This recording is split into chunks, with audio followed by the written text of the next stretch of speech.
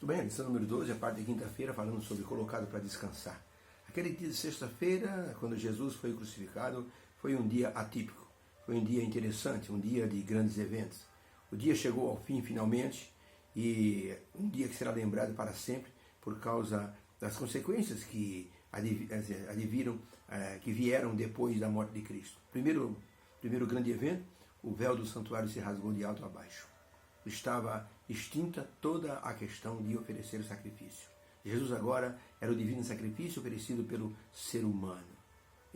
Outra situação especial e importante é que nenhum discípulo reclamou o corpo de Jesus. Nenhum parente veio reclamar o corpo de Jesus. Já estava na cruz. Era preciso retirá-lo. A morte de cruz era uma morte lenta. E algumas pessoas executadas, algumas pessoas demoravam até 5 dias para morrer. Alguns até mais. Morriam muitas vezes de sede. De vez em quando ia um guarda, lá um centurião, e dava para beber para alguma pessoa, dava vinagre com mirra para anestesiar as dores da pessoa. E o curioso é que Jesus morreu no mesmo dia, na sexta-feira. E nenhuma perna podia ser quebrada.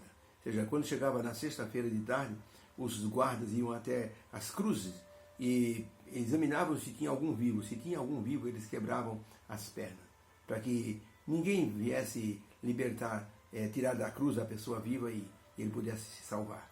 Então eles quebravam as pernas, para que a pessoa não fugisse. Quando chegaram para quebrar as pernas de Jesus, ele já estava morto. Por isso, o livro de Salmo, no capítulo 22, diz que nenhum osso seu será quebrado. E assim aconteceu. José de Arimateia, que era um discípulo anônimo, foi procurar Pôncio Pilatos. Ele pediu o corpo de Jesus. Pôncio Pilatos se maravilhou de que Jesus já estivesse morto.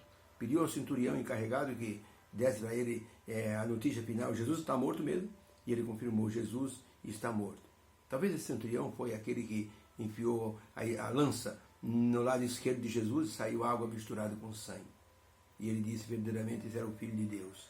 Agora a pergunta número 5. O que representou o interesse de José de Arimateia em sepultar Jesus quando ninguém apareceu para pedir o corpo?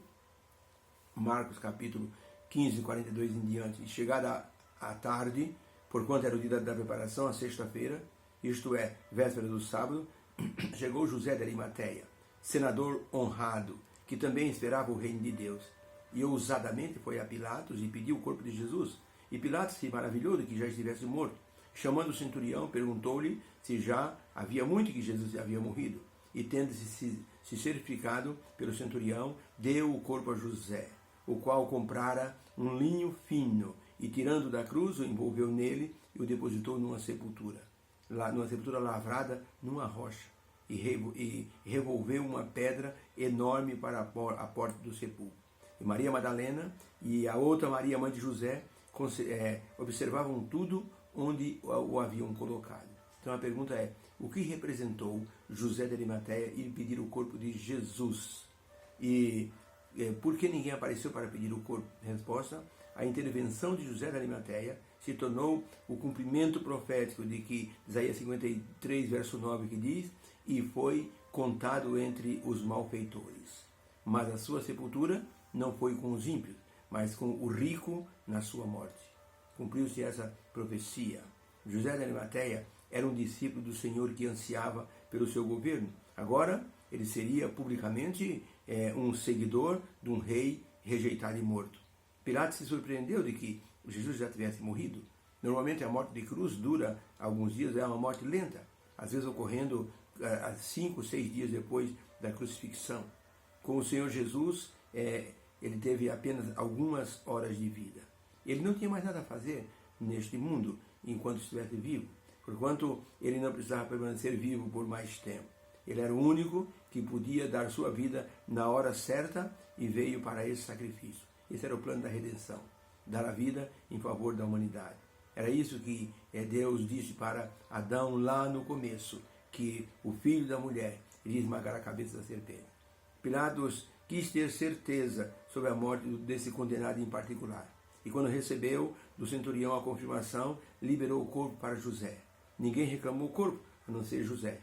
O corpo do Filho de Deus não foi deixado sem cuidado da parte dos homens.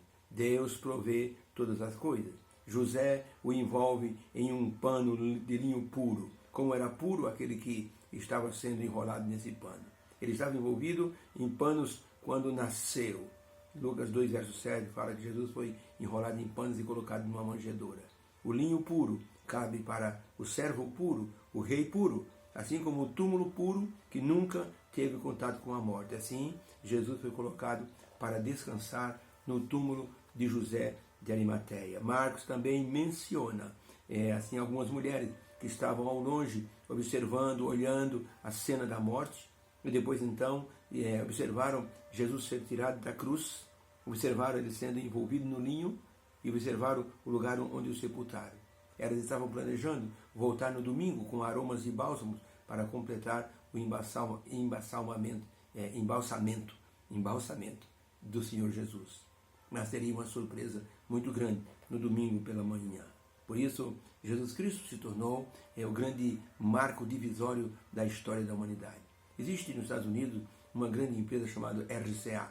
Ela está na cidade do rádio. A RCA gravou muitos discos, muitos artistas. Mas na frente da RCA tem 4 painéis muito grandes e expressivos. O primeiro painel fala sobre a Revolução Industrial. O segundo painel mostra ali a tecnologia, com a foto do primeiro homem conquistando, pisando na Lua. Depois tem ali os grandes períodos da conquista do homem. No primeiro painel, os grandes eventos que o homem conquistou. Por exemplo, dominou o fogo. Isso é um painel grandão. O segundo painel mostra justamente o domínio do homem sobre a tecnologia. O terceiro mostra o homem pisando na Lua. O segundo é a tecnologia, a Revolução Industrial. O terceiro é o homem pisando na Lua. E o quarto painel gigantesco é um homem pendurado numa cruz. E embaixo está escrito: podemos empreender tudo. Podemos tentar conquistar tudo com a tecnologia. O destino final do homem está bem aqui mencionado nesses 4 painéis. Nós podemos aprender grandes lições, porque no final das contas, o que vale mesmo a pena é a lição ensinada por Jesus que morreu na cruz. Todos os 3 painéis levam para o 4º painel. É ali o domínio do fogo, a revolução industrial, o domínio da tecnologia, o homem pisando na lua e, finalmente, Jesus Cristo morrendo na cruz. Todo o resto perde o sentido ou ganha sentido se for valorizado o sacrifício de Jesus na cruz. Ellen White escreveu o seguinte no livro de Jeto das Nações, páginas 7, 7 e 8. Os sacerdotes, eles deram ordens para que o sepulcro fosse guardado. Uma guarda de 100 soldados foi então colocada em volta do túmulo de Jesus. Os sacerdotes fizeram o que puderam para manter o corpo de Cristo onde fora posto, como se ele devesse permanecer nesse túmulo para sempre. Felizmente, para a alegria da humanidade, Jesus Cristo ressuscitou. Deus nos abençoe. Essa é uma mensagem poderosa. A última mensagem. Jesus ressuscitou.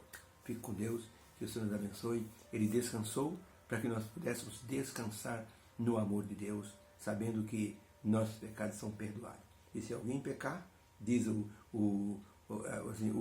a palavra de Deus, se alguém pecar, nós temos um advogado perante Deus, Jesus Cristo, o justo. Deus nos abençoe. Fique com Deus.